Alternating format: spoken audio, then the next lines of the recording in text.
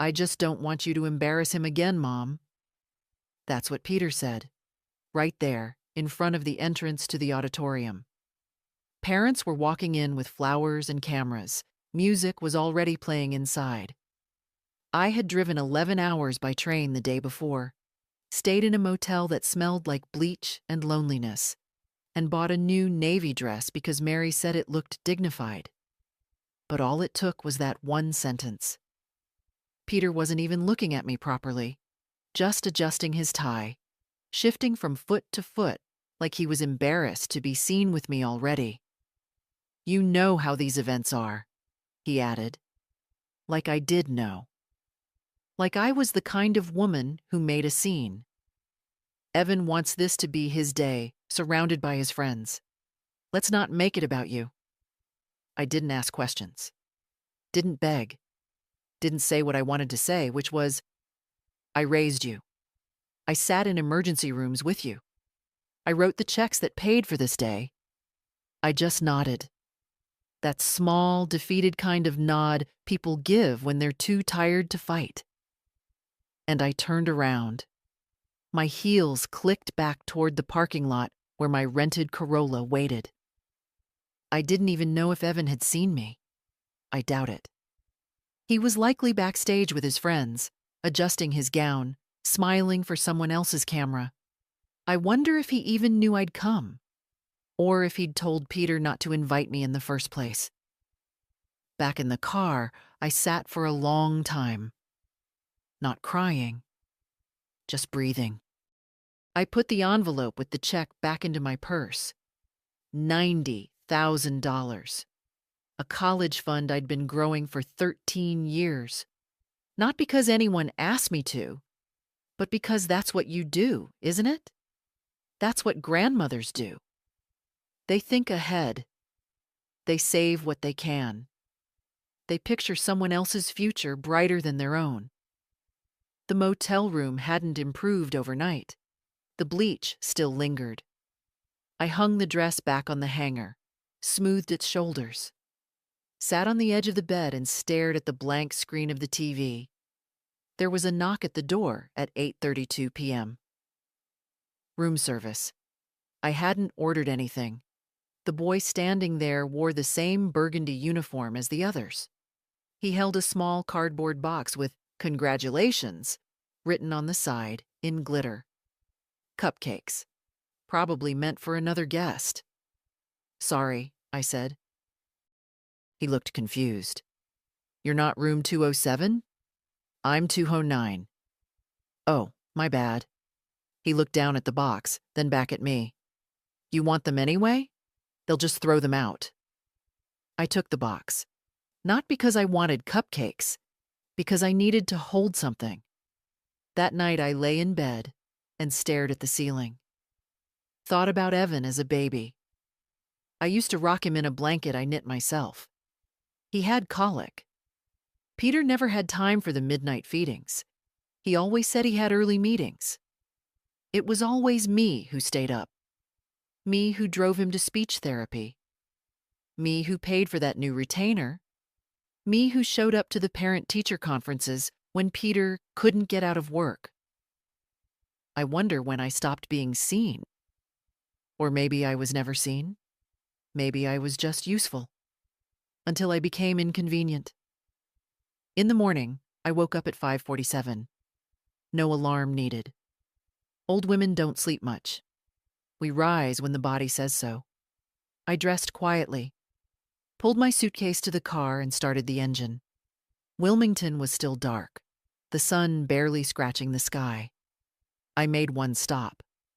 A FedEx office near the interstate. Empty, except for a man behind the counter with headphones on. I asked for an envelope. Slipped the check inside. Wrote "Return to Trust" on the front. It felt final, like drawing a curtain on a play no one stayed to watch. By noon, I was home again. Same white porch. Same uneven tiles in the walkway. I left the suitcase inside and poured myself a cup of instant coffee. The cheap kind. It tasted like routine. The phone buzzed around 1 p.m. A text from Mary. Did you make it to Evan's ceremony? I hope he gave you the seat I asked Peter to save. I stared at the message. Typed, erased, typed again. Then finally, sent. I turned around at the door, but I returned the gift. Someone else will need it more. Mary didn't respond for a while. When she did, it was just one line. I'm coming over.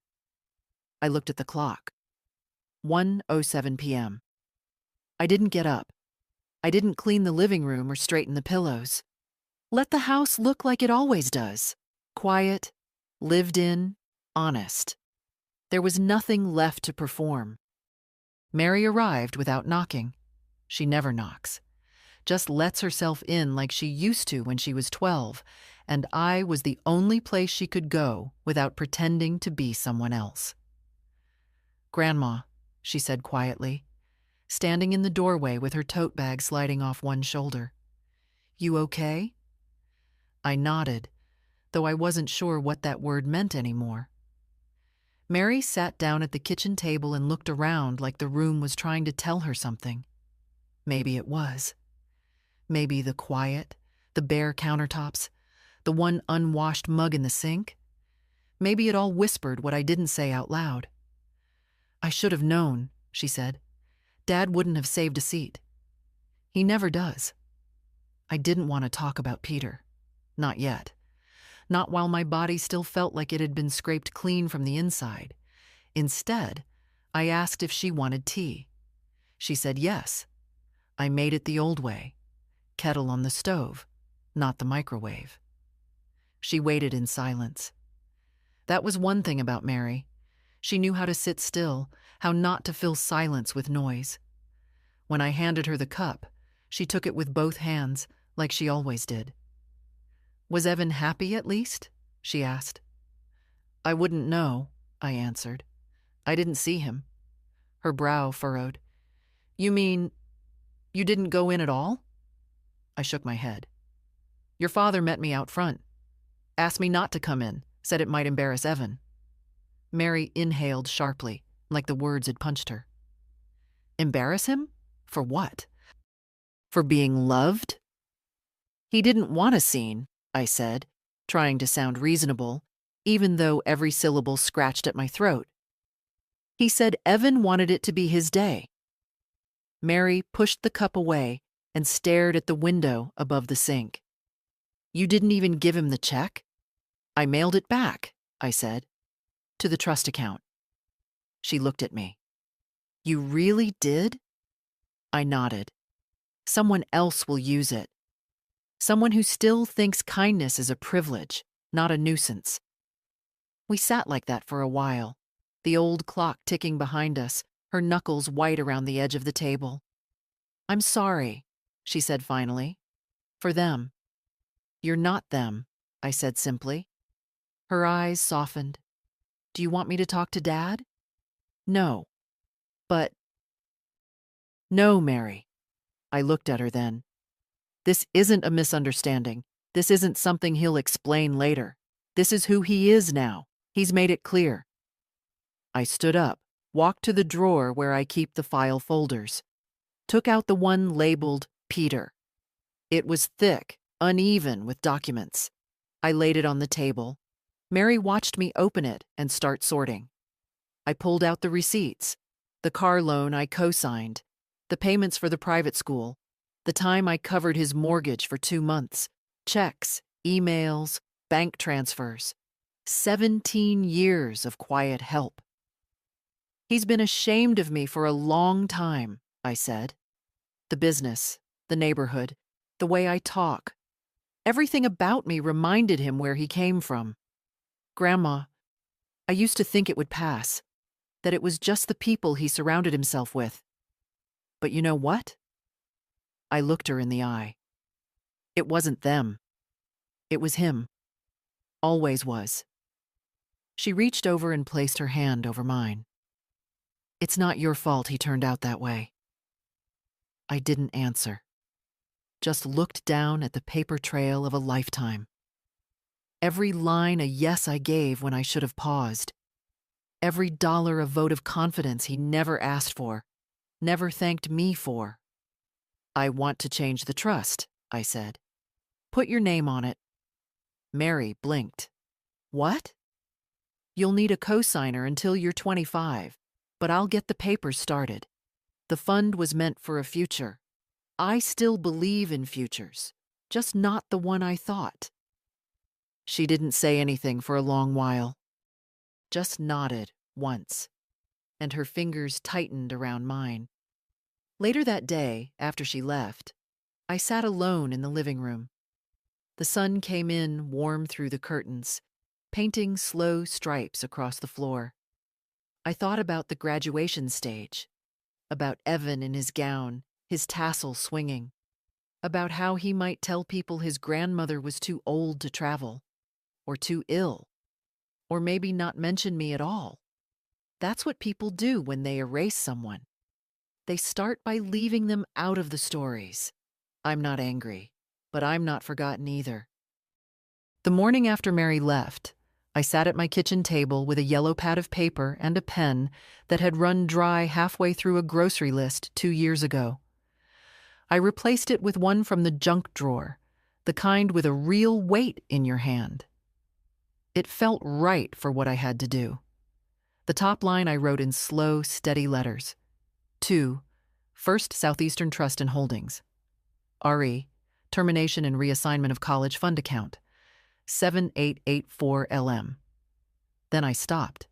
It's strange how your hand can tremble more, writing one truth than lifting 10 pounds of flour. I'd written thousands of things in my life. Checks, bakery orders, condolence notes. But this was different.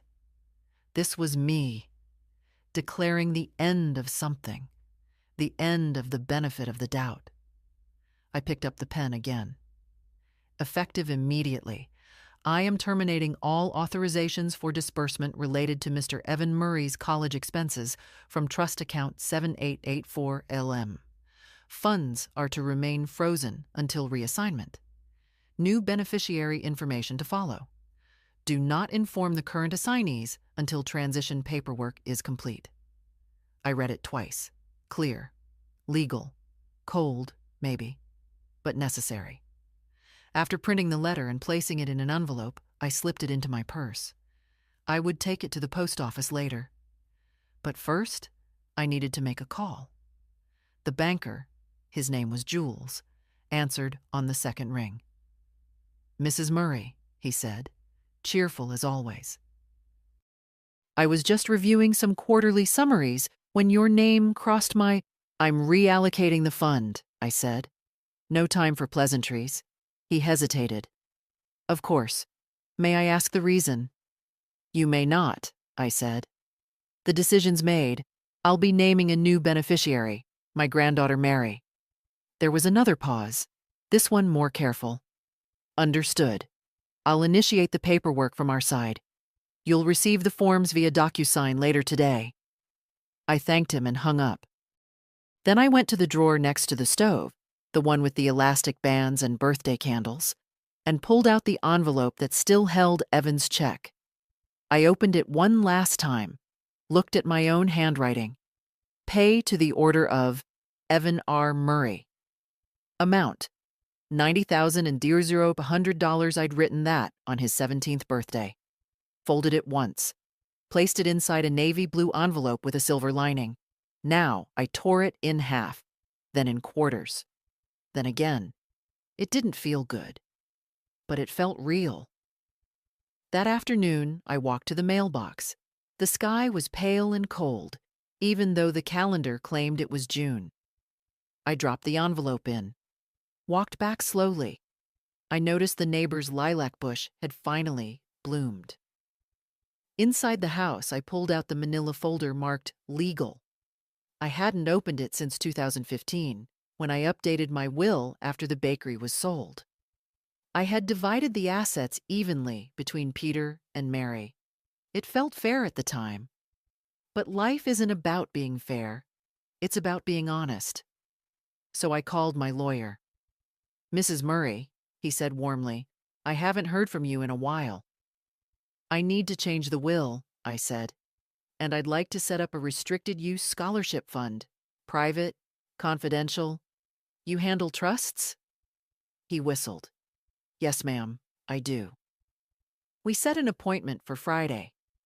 That night, I sat in my chair by the window, the one with the uneven leg. I thought about Evan. I thought about Peter. I thought about what it meant to love someone who sees you as nothing but a smudge on the glass of their life. People tell you they'll come around, but sometimes they don't. Sometimes they just keep walking. And sometimes you have to stop leaving the porch light on. The next morning, I woke early and poured myself a cup of lukewarm coffee from yesterday's pot. I didn't bother heating it. I sat at the table, sipping slowly, staring at the stack of folders I had pulled from the filing cabinet. This one was labeled Peter, 2004 to present. It started with a $5,000 check marked Business Loan, Startup Idea. I remember writing that check. He had been so confident, waving his pitch deck at me like it was the golden ticket. "Mom, it's a real opportunity, not one of those scams." 6 months later, the LLC was dissolved. I never asked about it. Then there was the check for the down payment on his first home, $28,000. He and Claire were newly married then, and he said it would mean the world to have a place that was really theirs. "We'll pay you back within 2 years," Claire had said, clutching my hands like a daughter. They never paid a cent. Next, summer camp for Evan when he was 9. $3,200. "We're stretched thin," Peter said. "You know how expensive these things are." I did, but I also knew how it felt to be a kid left out. So I wrote the check. Private high school tuition for Evan, $15,000 a year, 4 years. I covered 2.5 after Peter lost his bonus at work. He told me he'd make it up to me. "Maybe once you sell the bakery, you'll be free of all this," he said. Funny how I was the one always freeing them. Medical bills, car repairs, a surprise vacation to Hawaii. A family recharge, he called it. He sent me a postcard from that trip. A postcard. "Wish you were here," it read. I kept it, taped it inside the folder, because some part of me still wanted the proof that they remembered me at all. I flipped further down the stack. Found the Christmas cards. Handwritten, always late, always signed, "Love Peter and Claire and Evan." Never a mention of the gifts I'd sent. Never a phone call to say thank you. Gratitude, I've learned, is loud in children and silent in adults. Or maybe it just stops being spoken when they know you'll give without it.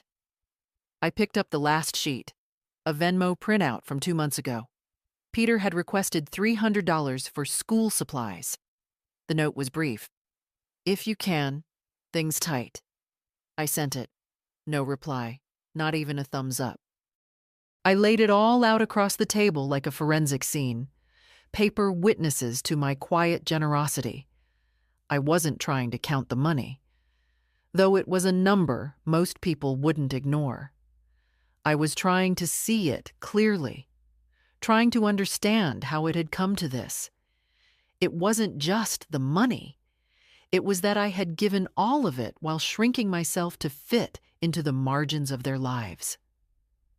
I remembered something Mary said once, years ago, when she was still a teenager and full of questions about the world. "Why do you always say yes, Grandma?"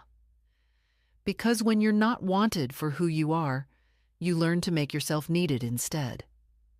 That afternoon, I made a second call to the financial advisor who'd helped me after I sold the bakery. "Mrs. Murray," she said, cheerful and efficient as ever, "it's been a while." "I want to review all current standing payments connected to Peter Murray's accounts," I said. "You're still listed as guarantor on 2, she replied after a pause. "The vehicle lease and a student loan refinance under Evan's name. How much are those per month?"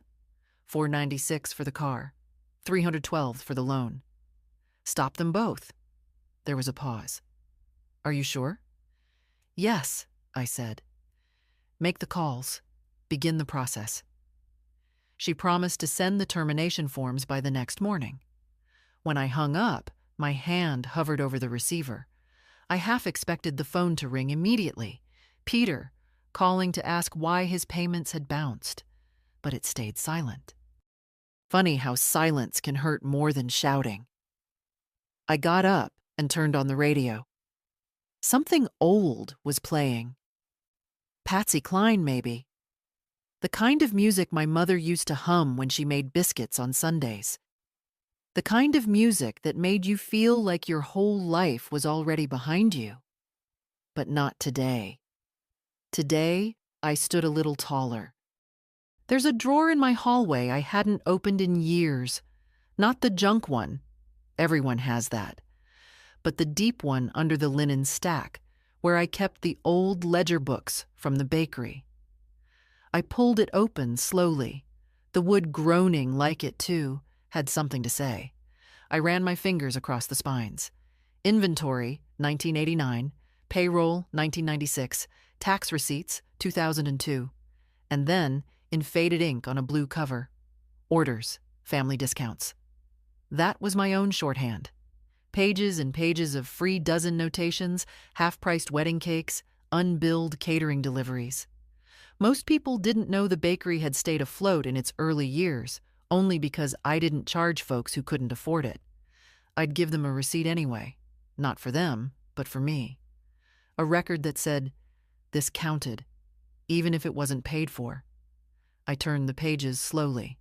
There was Peter's name, scattered like dandelion seeds. Birthday sheet cake, Evan age 4, $0. Office baby shower cupcakes, Claire's coworker, $0. Pumpkin pies, 5, Thanksgiving, family, 0. It had been my way of showing love, not big speeches, not smothering hugs, just, I'll bake for you. I'll feed your joy. I'll be in the background of your happiness, holding the tray. I closed the book and rested my hand on top of it. The bakery had been our life, Derek's and mine, before everything fell apart. He died the way people in small towns do, suddenly, without fanfare. A heart attack in the passenger seat on the way home from a supply run. Peter was 27 then, Evan just a toddler. I remember the funeral mostly in pieces. White flowers wilting in the heat, the minister mispronouncing Derek's name, Peter telling the guests not to worry about me, that I'd be fine. What they didn't know, I opened the bakery the next day. Couldn't afford to close. I mixed dough with tears in my eyes and served coffee with a smile I didn't mean. People were kind for a week. Then they stopped asking how I was. Then they just ordered their usual. But the work kept me moving, kept me breathing. Over the next decade, I turned the place into something more. Hired 2 women from the shelter, installed new ovens, got us on a local list of 10 small businesses to watch. I even won a ribbon for a pecan pie at the county fair. Not because it was perfect, but because I was the only one still baking from scratch. I didn't take vacations. I didn't buy new clothes. But I saved. Slowly. Quietly. And when I sold the place, I made enough to live simply and help the family. What I didn't expect was that the more I helped, the less I was seen. Peter once told someone at a party that I used to bake a little before retirement. Used to. I remember Mary catching my eye across the room when he said that. She never said a word, but she didn't laugh either. Now, years later, I stood in my kitchen thinking, if I could rebuild a business from the ashes of grief, I could rebuild a life from the ashes of disappointment.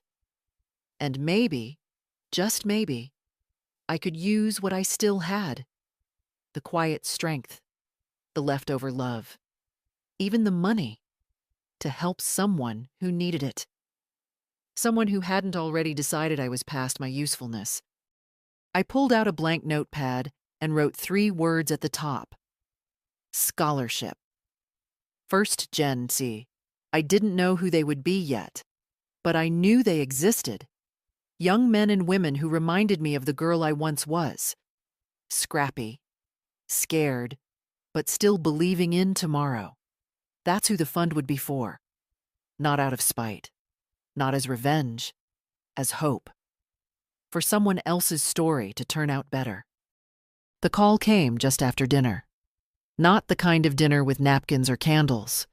Just soup from a can and a biscuit I'd defrosted.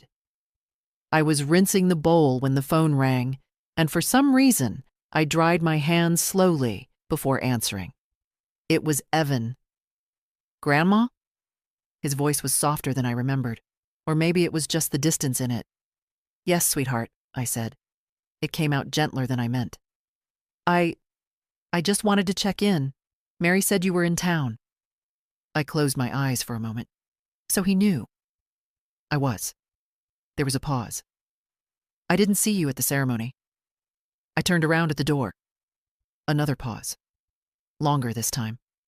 I could almost hear him piecing it together. Did something happen with Dad? I sat down slowly, the phone cradled between my shoulder and cheek. He asked me not to come in. Silence. Then, oh, just that. One syllable, weighted with something he probably didn't have words for. Shame? Confusion? I couldn't tell. I didn't know, he said after a moment. I assumed you didn't want to make the trip. I made it. 11 hours by train. He exhaled audibly. I'm sorry. Don't be. I looked out the window at the porch light flickering against the evening. You had a good day? It was fine, he said too quickly. A little overwhelming. They rented out this hall. Photographers, speeches. Dad got emotional. I think he's been planning it for months. I could hear him trying to steer the conversation, to patch the hole. I let him. I didn't want to guilt him. That wasn't the point of this call. Mary said you mailed something back, he said, quieter now. I did. What was it? I hesitated, then told the truth. Your college fund. Another pause. Oh, he said again, not the same oh as before. This one was heavier. I set it up when you were 5, I said, every month. Even when the bakery was slow, even when I was tired. I didn't know, he said. I know. He cleared his throat. Are you angry? No, I said, and I meant it. Just done pretending. He was silent again. Then, slowly, Dad's always been particular. That's one word for it. He says he didn't mean it like that he was just trying to make sure things went smoothly. Do you think that justifies what he said? No, Evan admitted. But I think he's scared. Of what? Of not being enough. I closed my eyes. And I'm the reminder of where he came from. I don't think that's fair. It's not, I agreed. But it's true. There was another long stretch of silence between us, the kind that only exists between people who still care, even if they don't know what to do with that care. I wish you'd come in, he said finally. I would have wanted you there. That means something, I said. More than you know. I don't want your help because of guilt. You won't get it either way, I said gently. It's no longer yours. He didn't argue, didn't plead, and that, strangely, made me feel a little sadder, as if he'd already accepted I was stepping out of the picture. Mary said you're starting a scholarship fund. I am. That's really great. I hope someone good gets it. They will, I said. They'll write their own story. Maybe it'll be better than ours. He didn't speak again for a while. Then he said, very quietly, I'm sorry, Grandma, for not knowing, for not asking. I forgive you, I said. But it's your turn to do the work now. I meant more than he probably realized. Okay, he whispered. We said goodbye. I hung up the phone and placed it gently on the table. Outside, the wind had picked up. The trees swayed like they were listening too. I didn't cry, not out of strength, but because the grief had finally made space for something else. Clarity. Jules called the next morning. True to his word, the documents were ready. I opened the email, scanned the headers, and began signing. It took 12 clicks to legally remove Peter Murray and Evan Murray from any present or future access to the trust. 12 clicks for 18 years of quiet sacrifice. After the last digital signature, I sat back and exhaled, not from exhaustion, from relief. At 11 a.m., I got into my car and drove to the bank. There were some things I didn't want to do through a screen. Some moments deserved to be witnessed in person. The teller recognized me. "Mrs. Murray, haven't seen you in a bit. I'd like to speak with Jules, please, privately." She buzzed him. I was escorted into a quiet glass office with a potted plant in the corner and the soft sound of jazz playing overhead. Jules smiled in that polite, professional way. "Everything went through just fine. We'll finalize the reassignment once you file Mary's consent and ID. I also want to create something new," I said. "A scholarship fund." He raised his eyebrows but didn't comment, just clicked a few tabs open on his computer. "Tell me more." "Private," I said. "Anonymous. I want full discretion, not tied to the family name." "Understood. For first-generation college students, preference for working-class kids, someone who's earned every inch of their future the hard way." "How much would you like to allocate?" "Let's start with $100,000. With room to grow." He nodded slowly, typing it in.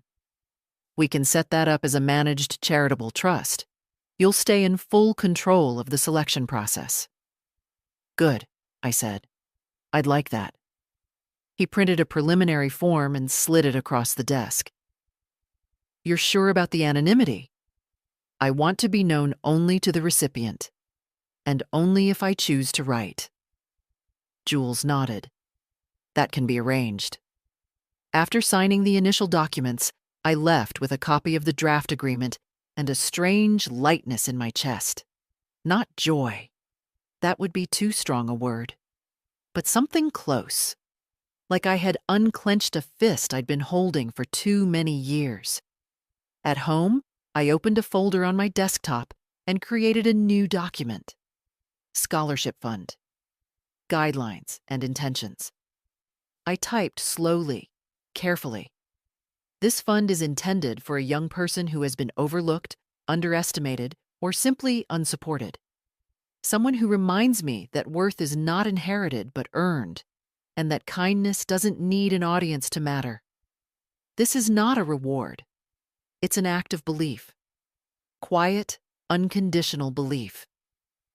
I saved the document. Then I sat at the kitchen table and poured myself a glass of water. No celebration, no toast. Just a long look out the window where the light was changing on the trees. For most of my life, I had been a background character in other people's stories. Supportive, present, mostly silent. Now, finally, I had a story that belonged to me. Friday morning came bright and cold, with the kind of wind that makes you second-guess everything. Your coat, your shoes, your decisions. I wore my gray wool jacket, the one I'd had for years. It still fit, still held its shape, like I did. The lawyer's office was downtown, not in a high-rise, just a quiet, narrow building tucked between a bookstore and a dental clinic. The kind of place you wouldn't notice unless you were looking. Francis welcomed me with that same calm smile he'd had since Derek and I first used his services to buy our house in '79. A little more stooped now, his beard a bit whiter, but still sharp behind the eyes. "Edith," he said, rising from his desk, "you look well." "I look like someone who's finally had enough," I said, sitting across from him. He chuckled. "That's something to be proud of." We didn't waste time. I handed him the envelope with the documents I'd prepared. Trust reassignment, charitable intent letter, the list of standing payments I wanted revoked. He read through them silently, nodding here and there. Clean, he said finally. You've done most of the heavy lifting. I've had time to think. And to grieve? I didn't answer that. Not directly, just said, it doesn't feel like grief. It feels like clarity. He opened my old will, a printed copy I hadn't seen since Derek passed, and began marking sections with a red pen. You want to remove Peter as primary beneficiary? I want him removed entirely. Francis looked up. You're sure? I'm sure. Do you want to leave a note for the record? Some explanation for your heirs? I've left enough explanations in my life. They can make up their own stories if they need to. He nodded. What about Evan? I paused. That name still had weight, still lingered in the room longer than I wanted it to. No direct inheritance, I said. He's a grown man now. If he wants a future, he can build it. And Mary? She gets everything, if she wants it. If not, let it go to the scholarship trust. Francis jotted that down. I'll draft an updated will today. You can sign next week. I'd like it notarized before the end of the month. Planning something? Just cleaning house. We spent another 30 minutes going over details. Emergency contacts, healthcare proxy, burial instructions. Simple, no service, cremation. I wanted nothing extravagant, no performances. When we were done, Francis closed the folder and looked at me over the rim of his glasses. Edith, he said, voice lower now. I've known you a long time. You've always done everything for everyone else. I didn't reply. It's all right to do something just for yourself. Even now. Especially now. I gave him a tired smile. That's what I'm doing. As I left the office, I saw my reflection in the glass door. Wrinkles, yes. Tired eyes. But also something else. Something firmer in the line of my mouth. I didn't look like a woman unraveling. I looked like a woman deciding. Mary came over that Sunday with a grocery bag in one arm and a tired kind of energy in her face. She didn't say much at first, just set the bag down on the counter, started unpacking. Granola, she said, holding up a box. You still eat this kind? I nodded. When I remember to. And tea, the peppermint one you like, and apples. They were on sale, but I picked the ones that felt firm. I watched her move, how she made herself small in the kitchen, respectful of space that wasn't hers but had once been her refuge. You didn't need to bring anything, I said. She looked up. I did. We sat in the living room, both with mugs, though neither of us drank much. The silence wasn't uncomfortable, just dense. Like we both had things waiting in our throats. She was the first to speak. Dad's called me 3 times. Left a voicemail yesterday. Asked if I knew what was going on. I didn't respond. I didn't answer. Still, I stayed quiet. He knows something's shifted. Evan probably told him about the call you two had. Let him wonder, I said. Mary tilted her head. He won't wonder long. You know him. I know, I said. That's why I'm preparing. She raised an eyebrow. Preparing for what? For the storm. For the begging. For the bargaining. Mary smiled a little. You really think he'll beg? No, I said. But he'll perform like he is. There's a difference. She looked down at her tea. You know, when I was 12, I told Mom I wanted to live with you. I turned to her, startled. You never told me that. She said no, said it would confuse things, said you were too soft. My throat tightened. Too soft? Too willing to forgive, she said. Too available. I exhaled. That sounds about right. I didn't understand then, Mary continued, but now I think she was scared I'd grow up with your voice in my head instead of hers. I reached for her hand. She let me take it. I'm not doing this to punish anyone, I said quietly. I'm doing this because I can't carry the weight anymore. Not alone. I know, she said. I see that. We sat for a long time after that. No words, just two women, two generations, both knowing exactly how much silence can hold. When she finally got up to leave, she hugged me. Not quick, not obligatory. A real embrace. At the door, she turned and said, "If he calls you, Dad, are you going to answer?" I thought for a moment. Maybe, but not right away, and not to explain myself. She nodded. Good. Then she left, and I stood at the window long after her car disappeared, watching the wind move through the trees like it had something to say. The first voicemail came at 2:14 p.m. Sunday afternoon. I was folding laundry. The phone buzzed twice on the counter, and then silence. No name showed on the screen, but I didn't need one. Peter has always used silence like a tool, first waiting to be begged, then pretending to be the bigger man when the begging never came. I let it go to voicemail. Then the next one came, and the next. By the time I finished folding, there were 5 missed calls and 2 voicemails. I sat down on the edge of the bed, pressed play. "Mom, it's Peter. I've been trying to reach you. Evan said you talked. I don't know what he said, but I think we should clear the air. I don't want any misunderstandings between us. Call me." I deleted it. The second one started differently. "Mom, seriously, this is getting out of hand. I don't know what Mary's told you or what Evan said, but you're making things way more dramatic than they need to be. We're family. You're always welcome." Delete. Monday morning, I woke to 6 more missed calls. One of the voicemails was longer, filled with a kind of desperation that didn't suit him. "Look, I made a mistake, okay? I shouldn't have said what I said outside the ceremony. But it was a tense moment. I was just trying to make sure Evan had the day he wanted. That's all it was. Don't throw everything away over one comment."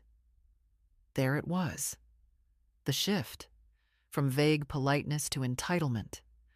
Don't throw everything away, as if I was the one who had shattered anything. He called again that evening. "Mom, the bank contacted me. There's been some kind of stop on the lease account. They said the guarantor withdrew authorization. That's you, right?" Of course it was me. "I need to talk to you. Please, call me." I didn't. The next one was shorter. "Mom, this is affecting my credit. I've got things tied to that lease.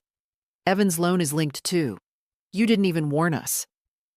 Then the silence grew longer. 2 days passed. No new messages. I assumed he was regrouping, strategizing his next move. Then, Thursday night, a text came in. "I just don't understand how you could do this to your own family." That was it. Not a question. An accusation. I stared at the message for a long time, the glow of the screen sharp against the dark room. I didn't respond. What was there to say? Everything he needed to understand had already happened. Every missing thank you. Every time he chose a clean narrative over a complicated truth. Every moment he had the choice to see me and looked past instead.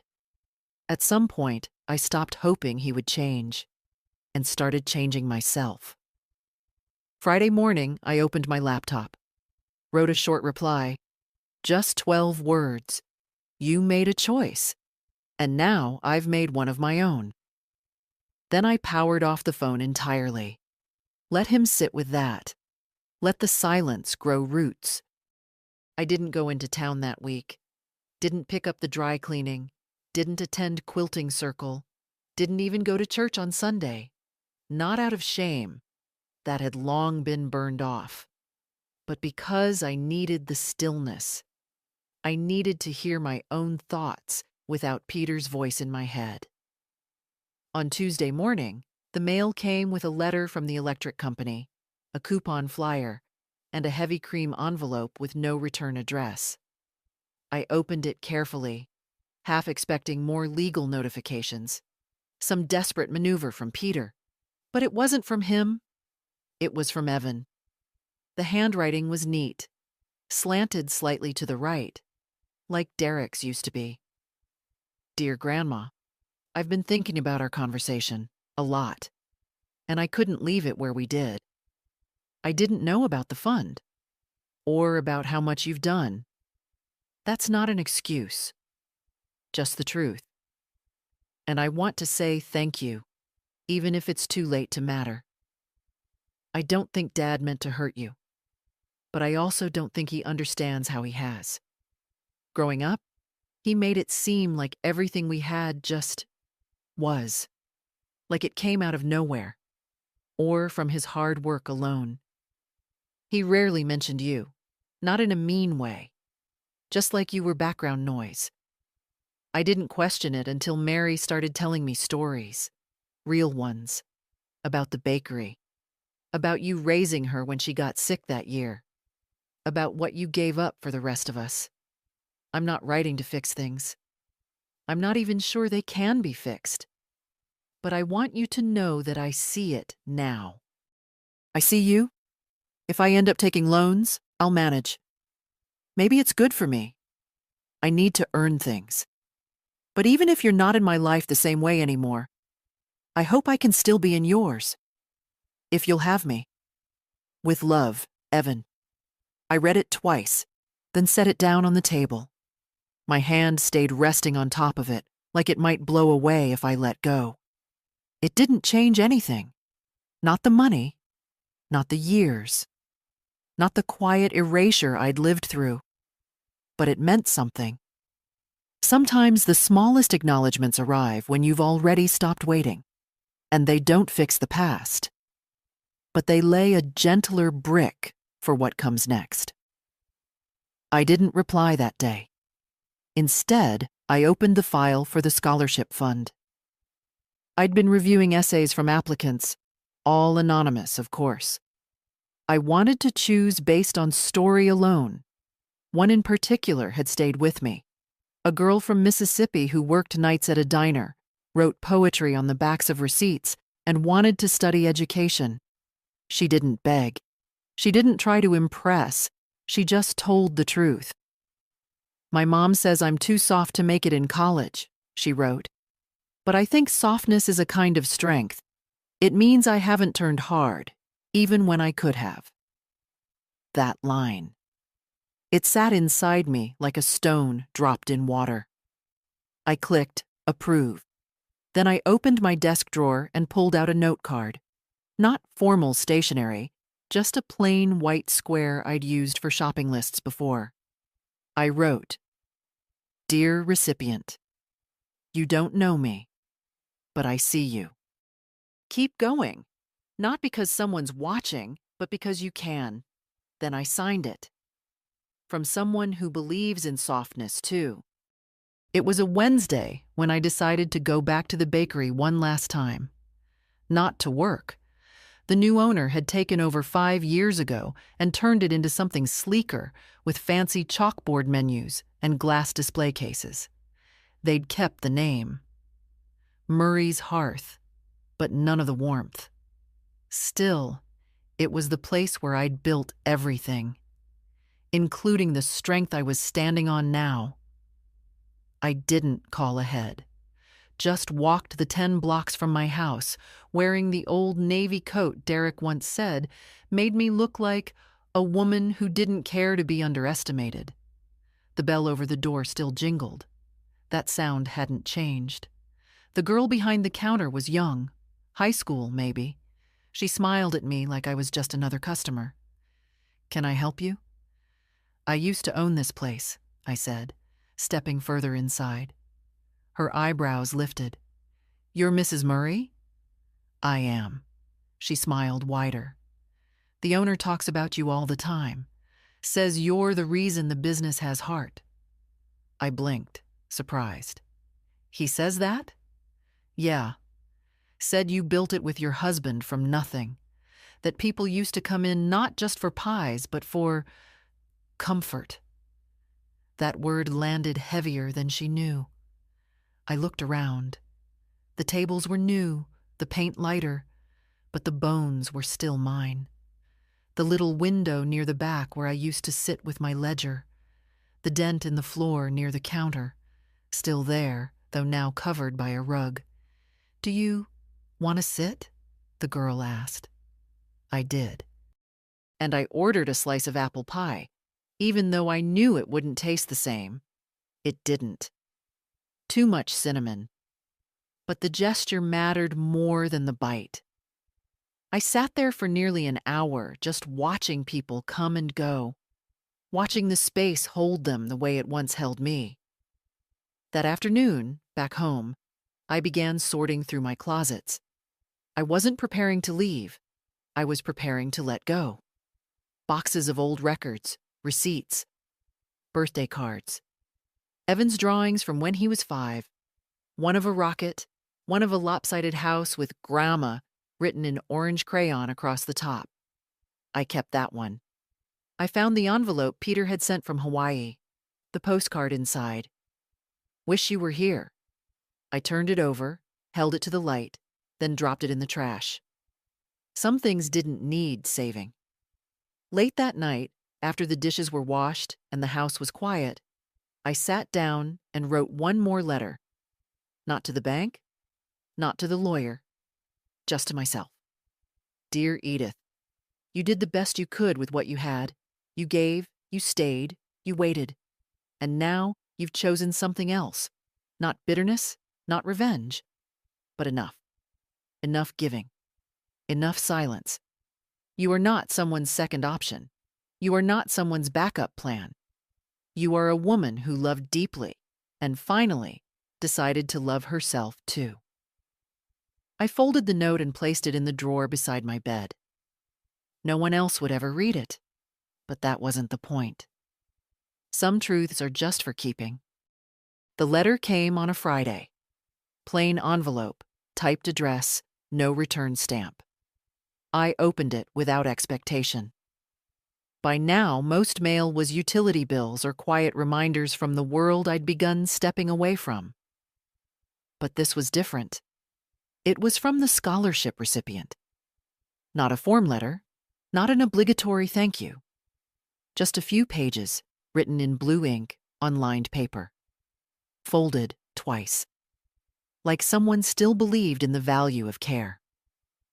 "Dear Scholarship Committee, or whoever you really are, I don't know what I expected when I applied. Mostly, I didn't think I'd hear back. That's how it goes for people like me. We send our names into the world and hope someone doesn't just delete them. But you didn't. You picked me.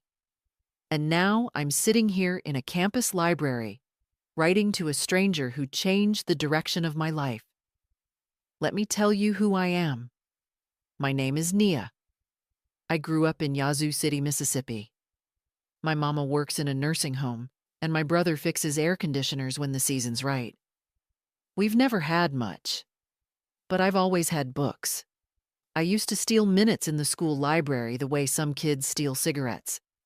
Hiding in corners, pretending to work, but really just reading everything I could get my hands on. I wrote my first poem at 11. It was about the sound my mama's feet made when she came home at night. Soft, dragging, tired. I didn't show it to anyone. I didn't think people like us had stories that mattered. But I was wrong. This scholarship? It's not just money. It's proof that someone out there read my words and thought, "She's worth believing in.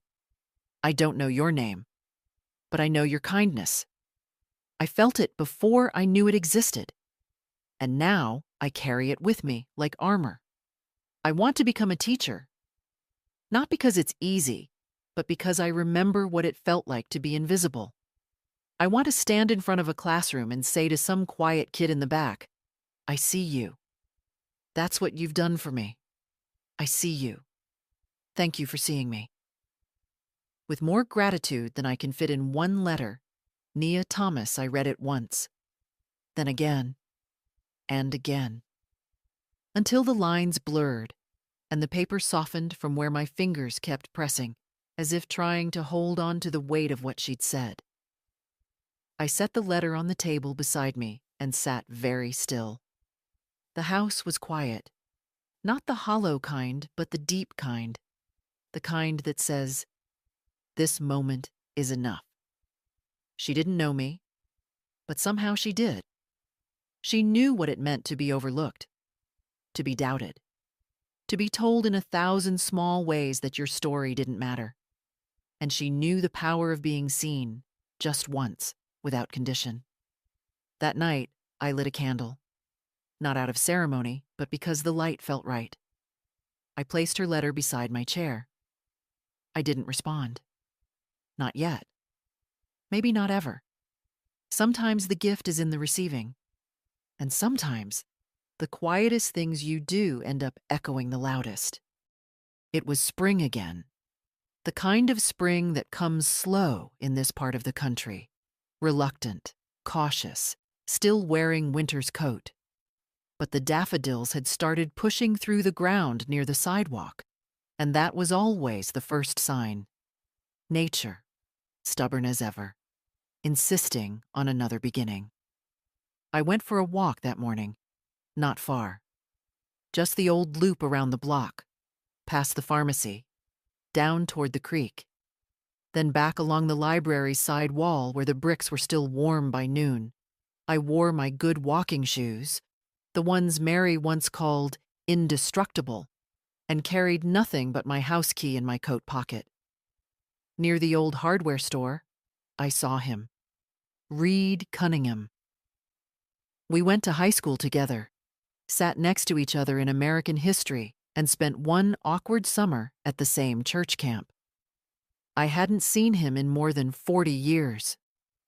He was standing near the bench outside the store, holding a small paper bag. When he saw me, he squinted, then smiled. Edith? I stopped. Reed, I didn't know you still lived here. I don't, he said. Moved back 2 years ago after Barbara passed. Thought I'd stay for 6 months. That turned into 12. Now I rent above the pharmacy. I'm sorry about Barbara. He nodded. I was too. But grief's quieter now. You learn how to set the table for one. I sat beside him without asking. That's the thing about old friendships. They don't need invitations. How have you been? He asked after a moment. I've been rethinking some things, I said. He smiled gently. You always did think more than the rest of us. Not more, just longer.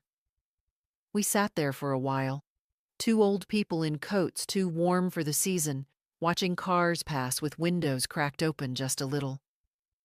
I read about your bakery once, he said. It made the state list. Something about best pies in the southern counties. That was a surprise. You still bake? Not much, not for others. He nodded. Sometimes I think about fixing up my old fishing boat. Then I remember how heavy it was and how quiet the lake feels without company. I looked at him, really looked. And for the first time in months, I didn't feel small. I didn't feel erased. I felt present. After a while, he reached into the paper bag, pulled out a small jar, pickled okra, held it up like an offering. Still your favorite? I laughed, and it startled me. You remembered. I remember the people who didn't talk over me. We parted with no promises, no plans, just a wave. But I walked home with something lighter in my chest. That evening, I stood in the hallway, hand resting on the doorway to the guest room. It used to be Mary's when she was little, then Evan's sometimes.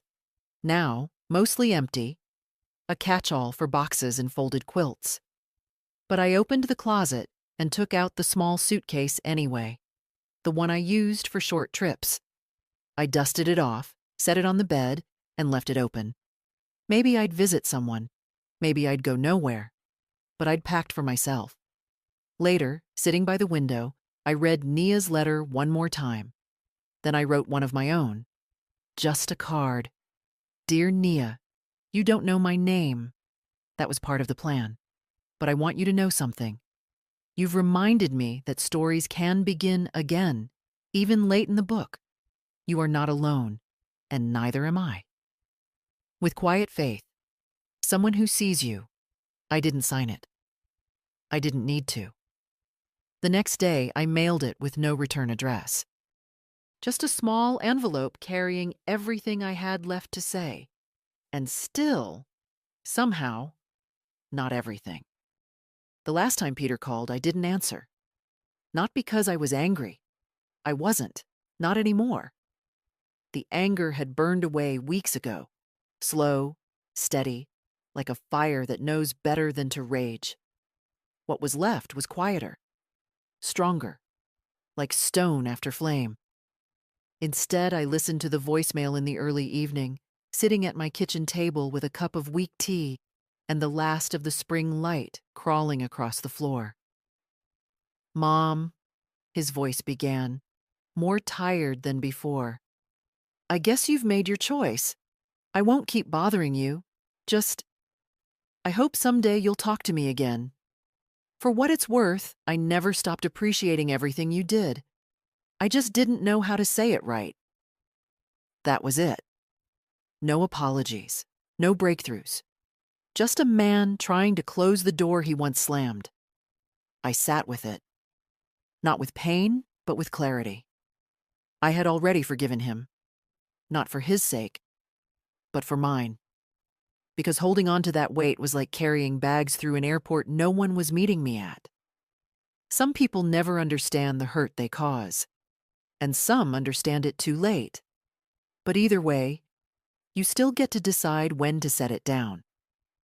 I opened the window to let the air in. It smelled like honeysuckle, like something new. That weekend, Mary came by with a folder under her arm. "What's that?" I asked. She handed it to me, grinning. "Photos from the scholarship ceremony. Nia sent them." I opened it slowly, not ready for what I found. A girl in a simple dress standing at a podium, smiling but serious, holding a paper in her hands. Her eyes were bright, her back straight. You could tell she'd earned every minute of that moment. "She mentioned you in her speech," Mary said. "Called you her invisible architect." I laughed, low, surprised. "I like that. You built something, Grandma. You should see it." There were more pictures. Nia shaking hands with the dean, Nia with her mother, both women holding on to each other like the world might tilt. Nia with a small crowd of students, some holding notebooks, some just watching her, like they saw something possible in her face. And then, tucked in the back, a picture of the card I sent. She'd framed it. "You are not alone, and neither am I." I traced the photo with my fingertip. Mary reached for my hand. "I'm proud of you," she said softly. "I'm proud of me too," I said. And it wasn't hard to mean it.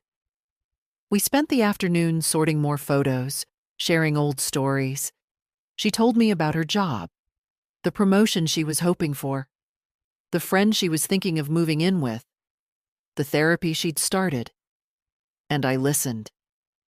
Not as her fixer, not as her fallback, just as someone who'd earned the right to sit still and be heard. When she left, she kissed my cheek and said, "You taught me a lot, Grandma, more than you know." I stood at the doorway long after she drove off, watching the road until it was quiet again. That night, I did something I hadn't done in decades. I wrote in a journal, just a few lines. I am not an afterthought. I am not what they discarded. I am the root. I am the hand that held. even when no one reached back. And now, finally, I am my own. I slept well. No dreams, no interruptions. Just peace. And if you're still here, reading this, maybe you felt it too. That slow ache of being pushed aside. The weight of being needed, but never truly seen. Let me tell you something. You're allowed to stop shrinking. You're allowed to take up space. You're allowed to write your own ending, even now, especially now. And if this story reached you, if you saw yourself in these pages, then maybe it's your turn to begin again, to believe again, to be loud or quiet, but never invisible. Leave a comment if you've ever had to reclaim yourself. Follow for more stories that speak the truths we're told to keep quiet. You're not alone, not anymore.